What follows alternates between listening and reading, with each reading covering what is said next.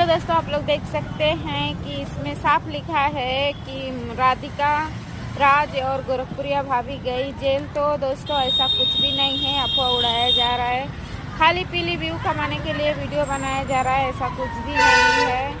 अगर वो लोग इंसाफ के लिए लड़ रही थी तो उसमें कुछ भी बुराई नहीं था, लेकिन 2-4 लोग हैं जो विष्णु के साइड से पक्ष ले रहे हैं, इसके लिए उल्टा उनके ऊपर ही केस दर्ज कर दिए। और जो बात कुछ किन्नर लोग की है, तो मैं वो वीडियो खुद देखी हूँ। गोरखपुरिया भाभी उसी दिन बोली थी कि प्लीज़ आप लोग उस टाइम का वीडियो वायरल मत करिएगा और वीडियो मत डालिएगा, और किन्नर लोग को वही समझा रही थी। तो ऐसा वो कुछ भी नहीं की है जैसे कि उनको फंसाया जा रहा है।